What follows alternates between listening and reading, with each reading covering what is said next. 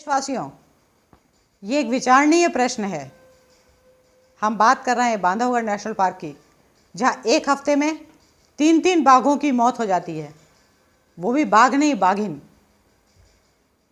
एक बाघिन अपने पूरे जीवन काल में 4 से 5 बार बच्चों को जन्म देती है और वो बाघों के का कुनबा बढ़ाती है। निश्चित रूप से बांधवगढ़ नेशनल पार्क में बाघों के रूप में एक अनुपम छटा चारों ओर बिखेरी हुई है। टूरिस्ट अट्रैक्ट होता है और स्थानीय लोगों का जीवन यापन इस नेशनल पार्क के ऊपर निर्भर करता है। लेकिन यहाँ प्रबंधन के ऊपर एक सवालिया निशान है, जहाँ इतने ज़्यादा 12 से 13 बाघों की मौत साल भर के अंदर हो जाती है और किसी के भी कानों में जू नहीं रेंगती। जब कोई सवाल किया जाता है तो सिर्फ टेरिटोरियल फाइटिंग का बहाना बना करके अपने कर्तव्य की इतिश्री समझ ली जाती है। ये सोचने वाली बात है, एक ऐसे स्थान पर जहां टाइगर कंजर्वेशन फोर्स और शासन का करोड़ों रुपया बाघ संरक्षण के रूप में खर्च होता हो, वहां इतनी आसानी से इतने बाघों की मौत हो जाती है। आज भी शिकार बदस्तूर जारी है, लेकिन कोई ये देखने वाला नहीं है कि कहाँ कौन किस क्षेत्र में सक्रिय है।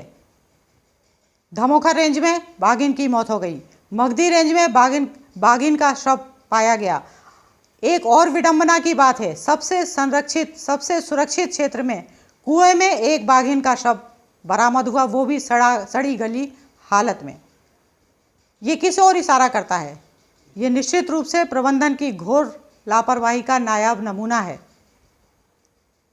आज तक कार्यवाही क्यों नहीं की गई?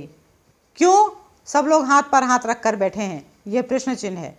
निश्चित रूप से आज निष्पक्ष जांच की आवश्यकता की हम मांग करते हैं और हम सब लोगों को मांग करनी चाहिए। सारे लोग शांत बैठे हैं, लेकिन स्थानीय लोग जो वन्य प्रेमी हैं, स्थानीय जनता जिसका जीवन यापन बांधवगढ़ नेशनल पार्क के पर्यटन से जुड़ा हुआ है, पर्यटन से करोड़ों रुपए की आय होती है और सैलानी क्यों आते हैं? बाघों के दर्शन करने के लिए, खूबसूरत वनों का भ्रमण करने के लिए। लेकिन उसके बाद भी उसके संरक्षण संवर्धन पर मुस्तैदी से ध्यान क्यों नहीं दिया जाता? आज सभी लोग चिंतित हैं, परेशान हैं। स्थानीय लोगों को, जो वास्तव में जमीन से जुड़े हुए लोग हैं, उन्हें हकीकत नहीं बताई जाती।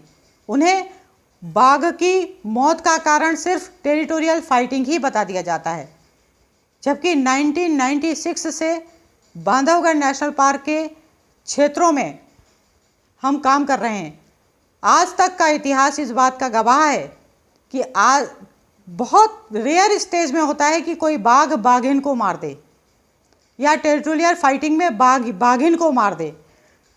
हमेशा हमने तो यही देखा है कि बाघिन संरक्षित रहती है, बाघ हमेशा उसे संरक्षण देता है। सीता टाइग्रेस बांधवगढ़ का एक नायाब नमूना है, जहां पिता, पुत्र और बच्चे सबको एक साथ हमने पलते और बढ़ते देखा है। फिर इस तरीके के प्रश्न चिन्ह क्यों आ रहे हैं? क्यों बाघिनों की मौत हो रही है और उसे टेरिटोरियल फाइटिंग का नाम दिया जा रहा है? शिकारी आज भी सक्रिय हैं, क्यों नहीं पकड़ा जा रहा? क्यों प्रबंधन की घोर लापरवाही को इतनी सरलता से लिया जा रहा है? आज हम ये चेतावनी देते हैं कि अगर समय रहते इस पर गंभीरता से शासन और प्रशासन ध्यान नहीं देगा, निष्पक्षता की जांच नहीं कराएगा, तो आने वाला समय क्या होगा इसका अंदाज़ा लगाया जा सकता है। निष्पक्ष जांच की मांग हम करते हैं और होनी चाहिए निष्पक्ष जांच की मांग। हम और कहना चाहेंगे, जब पत्रकार प्रबंधन से सवाल करता है कि आखिर क्या वजह है कि टाइग्रेस मारी गई, तो प्रबंधन उल्टा उनसे पूछता है कि आप पहले अपना कार्ड लेकर आइए, कि आप पत्रकार हो भी कि नहीं, तब हम जवाब देंगे। तो हम ये पूछना चाहते हैं, क्या आम जनता को भी अपने क्षेत्र की घटनाओं के संबंध में जानकारी लेने का कोई हक नहीं बनता? बिल्कुल बनता है, और ये उनको जवाब देना पड़ेगा। ये कहकर के अपने कर्तव्य की तीसरी नहीं समझ सकते कि अपनी आइडेंटिटी लेकर के आइए। जो व्यक्ति जमीन से जुड़ा हुआ है, स्थानीय स्तर का व्यक्ति है, अगर उससे इस तरीके का सवाल पूछा कहा जाएगा तो क्या होगा? क्या वो अपने क्षेत्र की रक्षा भी नहीं कर सकता? और ये जो 2 साल के लिए 3 साल के लिए अधिकारी बन करके आते हैं, वो अपनी मनमानी करके चले जाएंगे और उस क्षेत्र को नष्ट भ्रष्ट होने देंगे? तो हमारा ये कहना है कि कोई भी आम व्यक्ति के क्वेश्चन का जवाब हर व्यक्ति को, अधिकारी को देना पड़ेगा। जय भारत।